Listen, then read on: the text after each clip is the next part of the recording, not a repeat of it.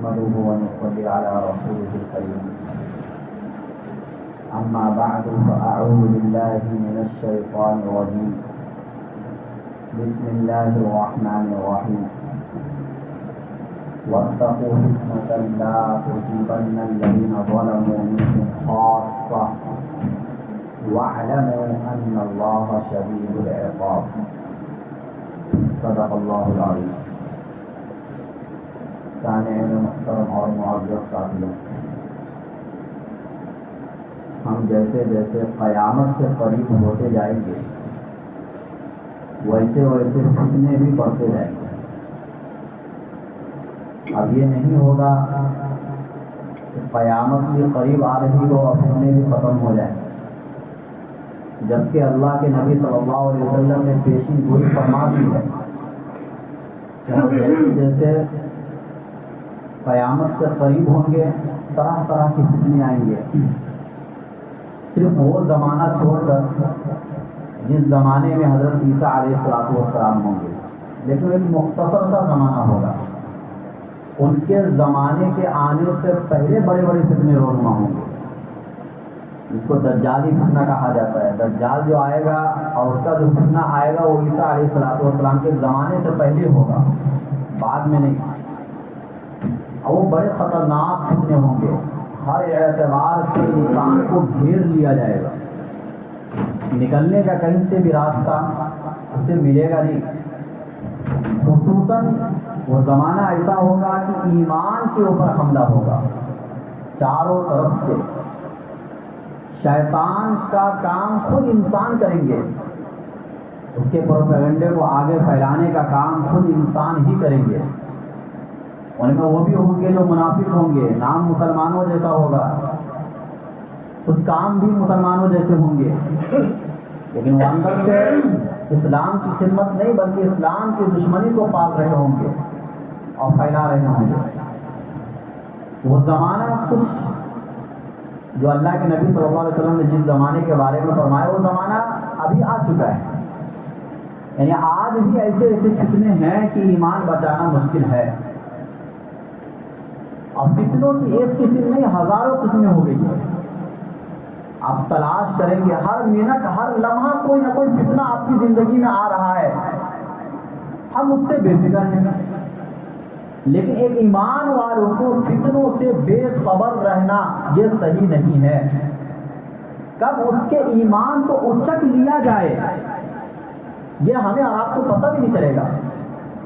اللہ کے نبی صلی اللہ علیہ وسلم نے فتنوں کے زمانے کے بارے میں فرمایا کہ ایک بندہ صبح میں مومن ہوگا، شام میں ایمان سے نکل جائے گا.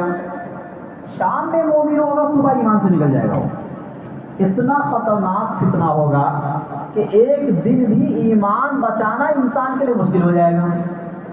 ایک دن بھی ایمان بچانا مشکل ہو جائے گا.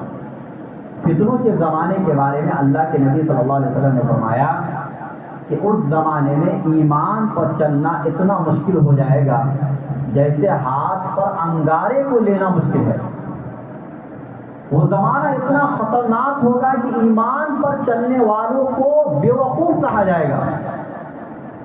گری ہوئی نظروں سے دیکھا جائے گا اس شخص کو جو سنت کی پابندی کرتا ہوگا، اور عزت دی جائے گی اس کو جو بے حیا ہوگا، جو سنت کی دھجیاں اڑا رہا ہوگا. فیشن کے نام پر یہ کہا جائے گا کہ یہ تو نئے زمانے کے لوگ ہیں، یہ عزت دار لوگ ہیں. وہ بغیر کپڑے کے بھی آ گئے تو ان کی عزت ہوگی، ہزاروں لوگ ان کو دیکھنے کے لیے نکل جائیں گے. لیکن اگر سنت کا لبادہ اوڑھ کر کوئی آئے گا، سنت کا لباس پہن کر کوئی آئے گا، اسے دیکھنے والا کوئی بھی نہیں ہوگا، بلکہ اس کا مذاق اڑایا جائے گا، اس کو بیوقوف کہا جائے گا. آپ داڑھی رکھنے کو، ٹوپی پہننے کو، پائجامہ ٹخنوں سے اوپر پہننے والوں کو بیوقوفی تو سمجھا جاتا ہے. آج یہ تصور دیا گیا کہ پائجامہ ٹخنوں سے نیچے ہونا چاہیے، داڑھی کا تصور ختم کر دیا گیا، ٹوپی کا تصور ختم کر دیا گیا، اسلامی لباس کو منحوس سمجھا جانے لگا.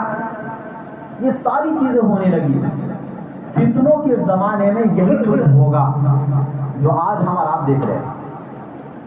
ہمارے لیے ہر لائن میں جب ہم گھسیں گے، کوئی بھی لائن میں، چاہے کاروبار کا لائن ہو، بزنس کا لائن ہو، دکان کا لائن ہو، ہر لائن میں ایمان کو بچانا مشکل ہو جائے گا.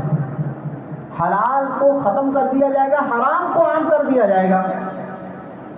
آج حرام کاروبار زیادہ ترقی میں ہے حلال کے بنسبت.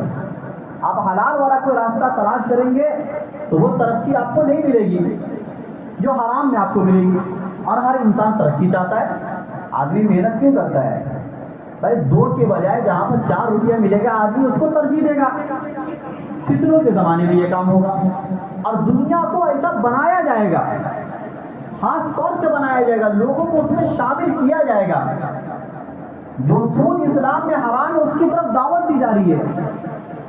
آپ اتنے روپیے جمع کرو ہمارے پاس، اس کا ڈبل کر کے ہم دیں گے. پیسوں پر پیسہ کمانے کا آج کے زمانے میں رواج ہو گیا ہے. قرض دیتے ہیں اور اس کے اوپر ہم زیادہ لیتے ہیں، یہی تو اصل سود ہے. لیکن اس کی طرف تو دعوت دی جا رہی ہے نا. ایک ہوتا ہے کہ چلو آدمی چوری چھپے یہ کام کر رہا ہو، لیکن آج ایسا ہے نہیں. گناہوں کی طرف دعوت دیا جانا کھلم کھلا، یہ فتنوں کے زمانے کی پہچان ہے. ہمیں فتنہ پہچاننا ہے. یہ زمانہ جیسا چل رہا اس کو ہمیں جاننا ہے. اسی طریقے سے بے حیائی کی طرف دعوت دی جا رہی ہے. ایک ہے کہ ہم سمجھتے نہیں بے حیائی کس کو کہتے، بس ہو رہی بے حیائی. کون سا لباس پہننا اسلام میں جائز ہے ناجائز ہے ہمیں نہیں معلوم، بس ہمارے گھر والوں میں سے کسی نے پہن لیا، پتہ چل گیا، ہم نے آئندہ سے اس سے توبہ کر لیا کہ آئندہ ایسا لباس پہننے نہیں دیں گے. لیکن اب تو اس لباس کی تعبیر کی جا رہی ہے. آپ کسی کو سمجھانے جائیں گے تو کہیں گے بھائی زمانہ بدل گیا ہے، اسلام کیا کہہ رہا ہے، قرآن کیا کہہ رہا ہے، حدیثوں میں کیا، اس سے کیا پرواہ ہے. اور سیریل کے اندر، فلموں کے اندر باضابطہ ان لباسوں کی دعوت دی جا رہی ہے. اب تو آپ دکان پر، کپڑوں کی دکان پر کپڑا خریدنے جائیں گے تو باضابطہ ان لباسوں کو ٹانگ کر دکھایا جاتا ہے کہ دیکھو اس کو پہنو گے تو اتنا اوپن دیکھو گے، یہ والا پہنو گے تو اتنا دکھے گا آپ کا. باضابطہ فرمائش کی جا رہی ہے کہ کتنا آپ کو دکھانا ہے، ویسا والا لباس آپ پہنو. اور اس کے مطلب قیمتی کپڑے ہوتے ہیں، مہنگے کپڑے ہوتے ہیں. باضابطہ باپ اپنی بیٹیوں کو خرید کے دے رہا ہے، شوہر اپنی بیویوں کو خرید کر دے رہا ہے، بھائی اپنی بہنوں کو خرید کر دے رہا ہے. اور ان چیزوں کو شرم نہیں سمجھا جا رہا ہے، بے حیائی نہیں سمجھا جا رہا ہے. شیطان نے ہمارے ذہنوں کو ایسا اپنے کنٹرول میں لیا کہ بے حیائی کو بے حیائی ہم نہیں سمجھتے. کیا اسی زمانے کے بارے میں اللہ کے نبی صلی اللہ علیہ وسلم نے حدیث میں نہیں فرمایا کہ ایک زمانہ ایسا آئے گا کہ عورتیں کپڑے پہن کر بھی ننگی ہوں گی؟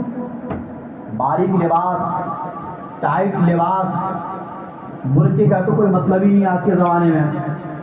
یہ ساری چیزیں ختم ہو گئی ہیں. لیکن بتاؤ کیا محلے اور معاشرے میں ایسے لوگوں کو غلط سمجھا جاتا ہے؟ نہیں سمجھا جاتا ہے. شراب کی دعوت دی جا رہی ہے. دوست سے ملتے ہیں تو کہتے ہیں بھائی ایک گھونٹ پی لو مزہ آئے گا. یہ ٹینشن دور کرنے کی ایک چیز ہے. بس ایسا بنا کر پیش کیا گیا. کسی کو اگر شراب پلانا ہو، دیکھو گھر میں بہت ٹینشن ہو جائے، ڈپریشن ہو جائے، نیند نہ آ رہی ہو، شراب پی لو سارے ٹینشن دور ہو جائیں گے. ٹینشن دور کرنے کی دوا. تو اب اس کو بھی دوا کے طور پر پیش کیا جا رہا ہے. اس کے طور پر دوا کے طور پر پیش کیا جا رہا ہے.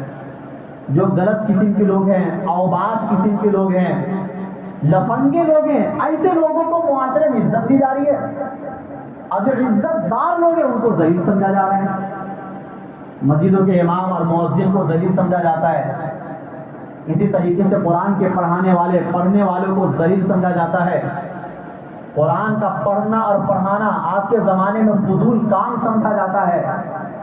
اسکول سے، ٹیوشن سے اگر وقت ملے، بچے کو نیند نہ آ رہی ہو تب بھیج سکتے ہیں، ورنہ اگر ٹائم نہیں ملا، بچے کو نیند پوری نہیں ہوئی تو وہ عربی کے ٹائم پر سوئے گا وہ. لیکن اگر ٹیوشن کا ٹائم آئے گا، اسکول کا ٹائم آئے گا، فوراً بھیجیں گے اٹھا کر. یہ کیا، یہ فتنہ نہیں ہے تو کیا ہے؟ میں صرف آپ کو جھلک دکھلا رہا ہوں. اور ان فتنوں کے زمانے میں ہمیں کرنا کیا وہ بتانا مقصد ہے. آپ اس طریقے سے اور بھی بہت سی ہزاروں چیزوں کو تلاش کر سکتے ہیں. ساری چیزوں کو گنوانا مقصد نہیں ہے. اسی طریقے سے گھروں کے اندر بھی ہزاروں قسم کے فتنے آ گئے ہیں.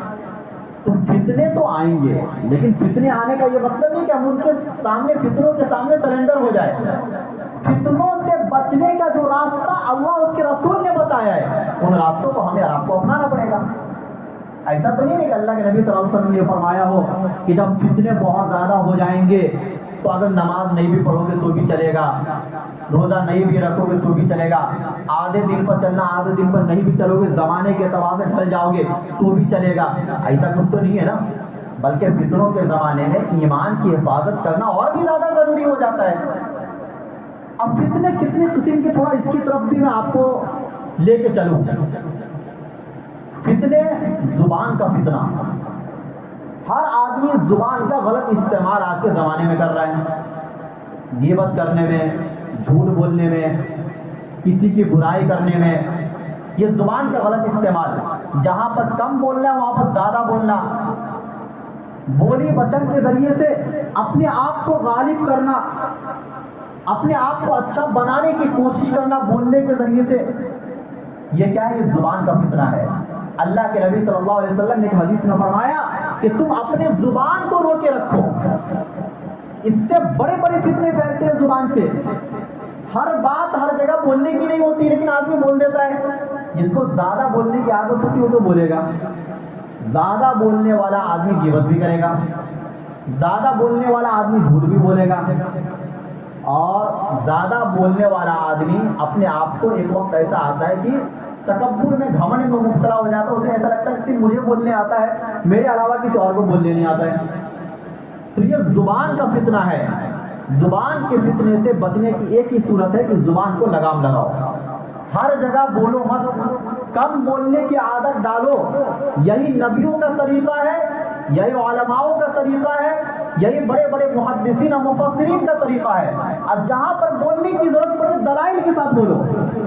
بلا وجہ کی باتیں، فضول باتیں، بکواس باتیں، ایسی باتیں نہ کی جائے. دیکھو قرآن کریم کے اندر جہنمیوں کی صفت بیان کی گئی ہے. سورہ مدثر کے اندر اللہ تعالیٰ سوال کریں گے جہنمیوں سے، ما سلککم فی سقر قالوا لم نک من المصلین ولم نک نطعم المسکین وکنا نخوض مع الخائضین. ہم بات کرنے والوں کے ساتھ باتیں بنایا کرتے تھے.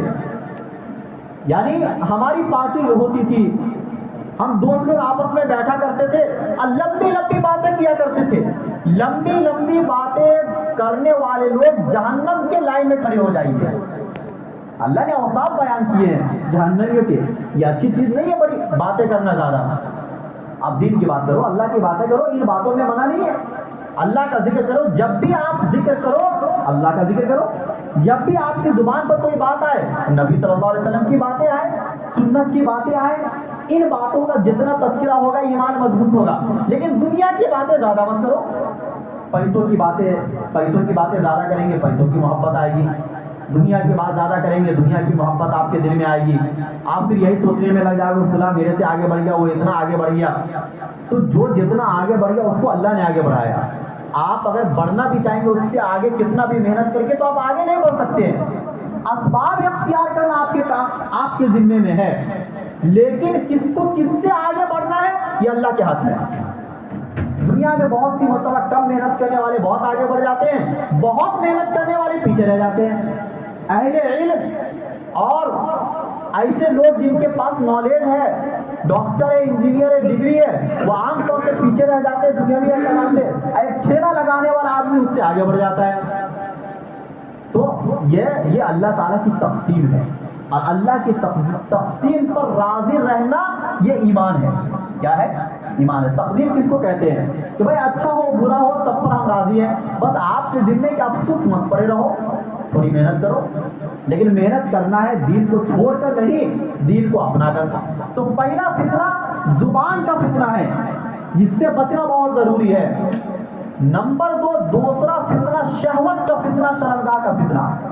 اللہ کے نبی صلی اللہ علیہ وسلم نے ایک حدیث میں فرمایا کہ تم 2 چیزوں کی ضمانت لے لو، میں تمہارے لیے جنت کی ضمانت لیتا ہوں. نمبر 1 زبان کی ضمانت، اور نمبر 2 شرمگاہ کی ضمانت. اس کا غلط استعمال نہیں ہونا چاہیے. اللہ تعالیٰ نے ان چیزوں کے استعمال سے منع نہیں فرمایا، لیکن جب بھی استعمال ہوگا حلال طریقے سے استعمال ہوگا، حرام طریقے سے نہیں. لیکن آج جو فتنوں کا زمانہ ہے اس کو بے لگام بنا دیا گیا ہے. یہ شہوت بے لگام ہو چکی ہے انسان کی، بد نظری یہ عام ہو چکی ہے، اس کو تو گناہ نہیں سمجھا جا رہا ہے. اور ان چیزوں کو فخر سے آج کے نوجوان بیان کرتے ہیں اپنے دوستوں کے سامنے کہ دیکھو میرا فلاں سے رشتہ ہے، میں نے اس سے اپنی خواہش پوری کی. کیا تمہارے پاس کوئی ہے جس سے تم اپنی خواہش پوری کر سکتے ہو؟ سامنے والا اس چیز کو اپنی توہین سمجھتا ہے اور آگے چل کے وہ یہ بھی کوشش کرتا ہے کہ اس کے پاس ہی ایسی کوئی آ جائے جس سے وہ اپنی خواہش بغیر شادی کے پوری کر سکے. اب اس کو عزت کا معیار بنا دیا گیا. دنیا میں اب عزت دار ایسے لوگ ہیں جو بغیر شادی کے عورتوں کو لے کر گھومتے ہیں اور یہ کہتے ہیں دیکھو ان کے پاس یہ ہے، فلاں ہے فلاں ہے. کہنے کا مطلب ہے کہ بے لگام ہو جائیں گے قیامت کے قریب. لیکن آپ کو بے لگام نہیں ہونا ہے، آپ کو تو قرآن و حدیث پر عمل کرنا ہے، آپ کو تو نبی صلی اللہ علیہ وسلم کی نصیحت پر عمل کرنا ہے. آپ کا جو کام ہو آپ کرو، دنیا جو کر رہی ہو کرنے دو، اس سے کیا فرق پڑتا ہے؟ دنیا تو کر دیکھو، جہنم میں بھی تو کچھ لوگ جائیں گے نا، جنت میں بھی کچھ لوگ جائیں گے، تو دونوں قسم کے لوگ دنیا میں ملیں گے. آپ کو ان لوگوں کے لائن میں آنا جو جنتی ہیں. تو یہ دوسرا فتنہ شہوت کا بے لگام ہو جانا، یہ فتنوں کے زمانے میں یہ کام ہوگا، یہ بے لگام ہو جائیں گے. اسی طریقے سے اولاد کا فتنہ. آپ یہ کہیں گے بھائی اولاد کا فتنہ کیسے ہوتا ہے؟ اللہ تعالیٰ نے خود قرآن کریم میں فرمایا یا ایھا الذین آمنوا ان من ازواجکم واولادکم عدوا لکم فاحذروہم. اے ایمان والو، تمہاری بیویاں اور تمہارے بچے یہ تمہارے دشمن ہیں، فاحذروا، تم ان سے بچو. اور دوسری جگہ وہ فرمایا انما اموالکم واولادکم فتنہ، تمہارا مال اور تمہارے بچے یہ فتنہ ہے. اور تیسری جگہ پر اللہ نے فرمایا یہ بیوی نعمت بھی ہے اور اولاد بھی نعمت ہے. اب سوال پیدا ہوتا ہے کہ فتنہ کب ہوں گے اور نعمت کب ہوں گے؟ دیکھو، آدمی اولاد اور بیویوں کی وجہ سے بہت سے گناہوں میں مبتلا ہوتے ہیں. اولاد کی خواہشات کو پوری کرنے میں انسان بہت سے حدود کو توڑ دیتا ہے، شریعت کے احکام کو توڑ دیتا ہے. اولاد کی فلاں خواہش ہے، فلاں اسکول میں اس کو پڑھانا ہے، اور ان اسکول کے اندر لڑکے لڑکیاں دونوں پڑھتے ہیں. آپ نے اپنے بچوں کی خواہش کو پوری کیا اور بچے کو اس میں ڈال دیا. یہ بچہ آپ کے لیے فتنہ ہے. یہ کیا ہے؟ یہ اولاد آپ کے لیے فتنہ ہے. اسی طریقے سے آپ نے اولاد کے دنیا کی تو بہت فکر کی، دین کی فکر نہیں کی. نہ عقائد سمجھائے، نہ اعمال سمجھائے، نہ نماز کا پابند آپ نے اس کو بنایا. یہ بچہ آپ کے لیے فتنہ ہے. یہ نعمت نہیں آپ کے لیے. نعمت جب تھا جب وہ پیدا ہوا تھا، اب بڑا ہو کر یہ فتنہ بنے گا. قیامت کے دن کہیں ہو سکتا آپ کے جہنم میں جانے کا سبب بھی بنے گا. یہ اولاد آپ کے لیے فتنہ ہے. شادی بیاہ کا موقع آیا، بچے کی خواہش ہے کہ گانے بھی بجنے چاہیے، ڈی جے بھی بجنے چاہیے. ماں باپ سے جب ہم سوال کرتے تو ماں باپ یہ کہتے کہ بچے نہیں مان رہے ہیں. بھائی یہ بچہ آپ کے لیے فتنہ بن گیا. اللہ نے اسی چیز کو سمجھایا کہ ایمان والوں، تمہارے بچے تمہارے دشمن ہیں، ان سے بچو. جب یہ بچے آپ کو اللہ سے دور کرے، یہ بچے جب آپ کو رسول اللہ صلی اللہ علیہ وسلم کے سنت سے دور کرے، یہ بچے آپ کے لیے دشمن بن جائیں گے. یہ دنیا میں دشمن ہے اور قیامت کے دن یہ دشمنی دکھائیں گے. آپ کو جہنم میں لے کر جائیں گے یہ کہتے ہوئے کہ یہ ہمارے ماں باپ نے ہماری دینی تربیت نہیں کی تھی. یہ بچے آپ کو جہنم میں لے کے جائیں گے. اللہ کے نبی صلی اللہ علیہ وسلم نے ایک حدیث میں فرمایا کہ ایک انسان اپنے بچوں کو ہزاروں قسم کی گفٹ دیتے رہتا ہے زندگی کے اندر، بچپنے سے لے کر جوانی تک. باپ کی طرف سے تو جو بھی ملتا وہ گفٹ ہی ہوتا ہے، لیکن سب سے بہترین گفٹ، سب سے بہترین تحفہ ایک باپ جو اپنے بچے کو دے سکتا ہے وہ یہ ہے کہ اس کی اچھی تربیت کرے. کیا ہے؟ اچھی تربیت، یعنی دینی تربیت. اچھی تربیت سے مراد، چونکہ آج کے زمانے میں ہر چیز بدل گئی ہے نا. آج کے زمانے میں اچھی تربیت کا مطلب یہ ہوتا ہے کہ اس کو دنیا دار بنا دینا، اچھا کمانے والا بنا دینا. یہ آج کے زمانے میں اچھی تربیت سمجھی جاتی ہے. لیکن اسلام کی نظر میں اچھی تربیت کا مطلب دینی تربیت ہے. اسی طریقے سے ہم ان کو وہ تعلیم دیں گے جس تعلیم کا آغاز رب کے نام سے ہوتا ہے کہ بسم ربک الذی خلق. ہمیں اور آپ کو قرآن کریم کی جو پہلی آیت تھی اس میں پہلی تعلیم یہ دی گئی کہ آپ پڑھیے اپنے رب کے نام سے.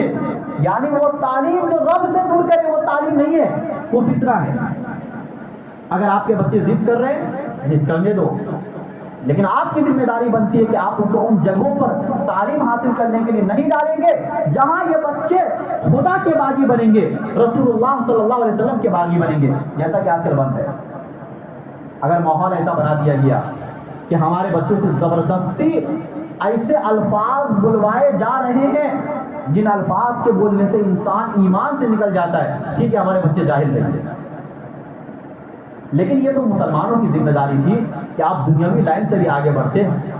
آپ اپنا اسکول اور کالج جو فضول خرچی شادی بیاہ میں کرتے ہیں ان چیزوں میں کرنے کے بجائے آپ ان پیسوں کو ان چیزوں میں لگاتے.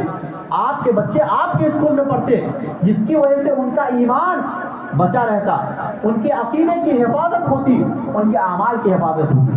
لیکن ان اسکول اور کالج میں پڑھنے کی وجہ سے ہمارے بچے تو دین کے باغی بنتے جا رہے ہیں. کیونکہ انگریز جب اس ملک سے گیا تھا تو اس نے اسکول اور کالج کا نظام اس ملک میں ڈالا, اور وہ یہ کہہ کر گیا تھا کہ مسلمان کے بچے رنگ و نسل کے اعتبار سے مسلمان ہوں گے لیکن افکار و نظریات کے اعتبار سے غیر مسلم ہوں گے. افکار و نظریات, ان کے سوچنے یا سمجھنے کا جو طریقہ ہوگا, ان کے زندگی گزارنے کا جو طریقہ ہوگا وہ غیروں جیسا طریقہ ہوگا, وہ انگریزوں جیسا طریقہ ہوگا, وہ مسلمانوں جیسا طریقہ نہیں ہوگا. وہ زمانہ ہم 100 سال سے پہلے ہم دیکھ چکے ہیں, اور اب تو حالات ایسے آ گئے ہیں کہ ہماری بچیوں کو برقعے سے دور کیا جا رہا ہے, باپردہ ہو کر تعلیم حاصل کرنے سے دور کیا جا رہا ہے. اور شاید 2-4 سال کے بعد ایسا ماحول آ جائے کہ ان کو پھر وہی لباس پہنا کر تعلیم حاصل کرنے دیا جائے گا جو لباس یورپ امریکہ میں چلتے ہیں. وہ زمانہ دور نہیں. یہ سب ہمارے بدعمالیوں کا نتیجہ ہے. ہم نے خود ہی ایسا ماحول پہلے سے بنایا. ہم اپنے بچیوں کو شادی بیاہ کے موقع پر بے پردہ گھماتے ہیں تو سامنے والا تو یہی اعتراض کرے گا نا کہ جب تم اسکول کالج میں آ رہے ہو جب تم کو پردہ دکھ رہا ہے, جب تم شادی بیاہ میں جا رہے ہو جب تم کو پردہ نہیں دکھ رہا ہے. وہ تو اعتراض کریں, ان کو اعتراض کا موقع تو ہم اور آپ دے رہے ہیں نا. جب داڑھی کی بات آتی ہے تو وہ لوگ تو اعتراض کریں گے کہ تمہارے ہزاروں مسلمان, آج 80% مسلمان ایسے ہیں جو داڑھی نہیں رکھتے ہیں, تو پھر تم داڑھی پر جب اعتراض کیا جاتا ہے تو اس کے حق میں لڑنے کی ضرورت بھی نہیں آپ کو. تو مسلمانوں کے اعمال دیکھیں گے, اعمال دیکھنے سے تم کو یہی لگ رہا ہے کہ یہ اسلام کا حصہ نہیں ہے, ان چیزوں کو ہٹا دیا جائے. تو اسی لیے ہم اپنے اعمال سے غیروں کو کچھ بولنے کا موقع نہ دیں. تو یہ اولاد کا فتنہ, عورت کا فتنہ, اللہ تعالی نے قرآن کریم میں فرمایا زُيِّنَ لِلنَّاسِ حُبُّ الشَّهَوَاتِ مِنَ النِّسَاءِ وَالْبَنِينَ, انسانوں کے سامنے مزین کر کے پیش کر دیا گیا ہے عورتوں کی محبت کو اور اولاد کی محبت کو. پتہ چلا یہ اولاد کی جو محبت ہے اور یہ جو عورتوں کی محبت ہے یہ محبت ایک حد تک صحیح ہے. اس سے آگے اگر یہ محبت بڑھی تو سمجھے اس میں شیطان کا حصہ آ گیا. اسی کو کہا جا رہا ہے کہ مزین کر کے پیش کیا جا رہا آپ کے سامنے آج کے زمانے میں عورتوں کو جس کی کوئی حقیقت نہیں ہے, اور یہی آپ کے ایمان کے چھن جانے کا سبب بنیں گے. تو فرمایا یہ عورتوں کا فتنہ, اولاد کا فتنہ, اسی طریقے سے عصبیت اور قومیت کا فتنہ, فلاں قبیلے سے ہے, فلاں ملک سے تعلق رکھتا ہے, فلاں علاقے سے تعلق رکھتا ہے, اور اس بنیاد پر اس سے برتاؤ کرنا. زمانے جاہلیت میں بھی یہی فتنے تھے اور آج بھی یہی فتنے آتے جا رہے ہیں. تکذیب کا فتنہ, ایک دوسرے کو جھٹلانے کا فتنہ, جھوٹ بولنے کا فتنہ, اور سب سے بڑھ کر ارتداد کا فتنہ. ایمان سے نکالا جا رہا ہے باضابطہ, اور ہماری مسلم بچیاں نکلنے کو تیار ہیں. ان کو اس طریقے سے ماحول دیا جاتا ہے کہ وہ خدا چھوڑنے کے لیے تیار, نبی کو چھوڑنے کے لیے تیار, اپنے ماں باپ, گھرانے, فیملی, خاندان سب کو چھوڑنے کے لیے تیار ہے. آخر اس کے پیچھے اسباب کیا ہو سکتے ہیں؟ ہمارے مسلم نوجوان اس کے ذمہ دار ہیں کہ شادی بیاہ کے رسم و رواج کو ہم نے مہنگا کر دیا, جس کی وجہ سے غریب بچیاں نکاح سے محروم ہوتی جا رہی ہے. ہم نے تعلیم کے نام پر بچوں اور بچیوں کی شادی میں تاخیر کرتے چلے گئے، جبکہ اسلام میں حکم ہے کہ بالغ ہوتے ہی شادی کر دو۔ ہم اسی طریقے سے بہت سے ایسے رسم و رواج میں گرفتار ہو گئے کہ جن رسم و رواج کا اسلام میں کوئی حکم نہیں تھا، ہم ان چیزوں کو کرنے کی وجہ سے زنا کو آسان بنا دیا گیا اور شادی کو مہنگا بنا دیا گیا، جبکہ سب سے آسان کام اسلام میں نکاح ہے، سب سے آسان کام۔ اللہ کے نبی صلی اللہ علیہ وسلم نے حدیث میں فرمایا کہ سب سے برکت والا نکاح ہوا ہے جس میں خرچے کم ہو، جس میں مشقت کم ہو۔ صحابہ کے زمانے میں شادیاں ہو جاتی تھی، پتہ بھی نہیں چلتا تھا، دو چار لوگوں کی مجلس ہو، مسجد میں نکاح ہو جائے، بس اتنا ہے اسلام کے اندر، اس سے زیادہ کچھ بھی نہیں ہے۔ لیکن آج دیکھو کیسی تیاری کی جاتی ہے شادیوں کے نام پر، اور وہ شادی زیادہ دنوں تک ٹکتی بھی نہیں ہے، محبتیں ان شادی میں ہوتی نہیں ہے، چند دنوں کی محبت اس کے بعد ختم۔ اب تو عورتوں کو بیچنے کا سلسلہ شروع ہو گیا، ایسی بھی خبریں آ رہی ہیں کہ بچے نہیں ہو رہے ہیں، جس کی بنیاد پر عورتوں کو کل ہی کی خبر ہے یہ مسئلہ آیا کہ ایک شخص نے اپنی بیوی کو بیچ دیا دوسرے کے ہاتھوں بچہ نہ ہونے کی وجہ سے، حالانکہ ان کی شادیوں میں خرچے بہت ہوئے تھے، جس کا نتیجہ یہ ہوا غیروں کے ہاتھ میں بھی۔ اور یہ ایک دو خبر، ایک دو رپورٹ نہیں ہے، آپ دارالافتاء کی رپورٹ اٹھا کر دیکھو کیسی کیسی خبریں آ رہی ہیں۔ شوہر دوسری شادی کرنا، پہلی بیوی کو پریشان کر کے رکھا ہے، طلاق بھی نہیں دیتا ہے، جس کی وجہ سے اسلام بدنام ہو رہا ہے۔ اب اگر یہ کورٹ میں جائے گی یا پولیس تھانے میں جائے گی تو لوگ کیا کہیں گے، تمہارا اسلام کیسا ہے، عورتوں کو ظلم نہیں تو کیا ہے یہ؟ لیکن اسلام کا تو یہ حکم نہیں ہے نا، یہ تو ہمارا رات کا طریقہ ہو سکتا ہے، اسلام کا طریقہ تو نہیں ہو سکتا نا۔ اسلام نے اس طریقے سے کسی بھی عورت کو لٹکا کے رکھے رہنا یہ تو حرام ہے۔ سورہ نساء کی آیت کے اندر اللہ تعالیٰ نے فرمایا فَتَذَرُوهَا كَالْمُعَلَّقَةِ، تم ان کو اس طریقے سے مت چھوڑو کہ وہ لٹکی رہ جائے، تم کو دوسری پسند کر لو لیکن پہلی کو آزاد کرو، اور اگر رکھنا ہے تو دونوں کے حقوق کو پورے کرو، دونوں کے درمیان برابری کرو، انصاف کرو۔ لیکن ہمارے نوجوان کو ان چیزوں کا علم ہی نہیں ہے، کیونکہ شہوتوں کو بے لگام بنا دیا گیا۔ ایک پر اکتفا کرنا آج کے زمانے میں مشکل ہے، اتنے بے لگام، چونکہ بد نظری اتنی ہو رہی ہے کہ ظاہر سی بات ہے جب انسان سے بد نظری ہوگی وہ ساری تصویر جب ذہنوں میں گھومے گی تو اس کو اپنی والی اچھی کہاں لگی؟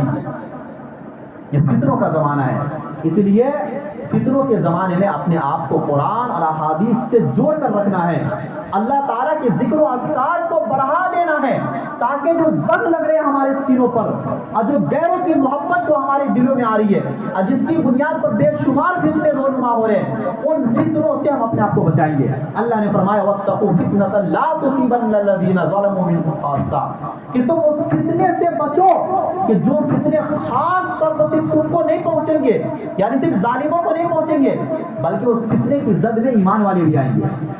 وَاعْلَمُوا أَنَّ اللَّهَ شَدِيدُ الْعِقَابِ، آپ یاد رکھو کہ اللہ کا عذاب بڑا سخت ہے۔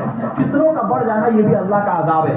اللہ کا عذاب صرف یہ نہیں کہ سیلاب آ جائے، اللہ کا عذاب صرف یہ نہیں کہ زلزلہ آ جائے، اللہ کا عذاب یہ بھی کہ گھروں سے محبت نکل جائے، اللہ کا عذاب یہ بھی کہ فتنوں میں ہم مبتلا ہو جائے، اللہ کا عذاب یہ بھی ہے کہ ہم آخرت سے دور ہو جائے، مال کی یا دنیا کی محبت ہمارے دلوں کے اندر آ جائے۔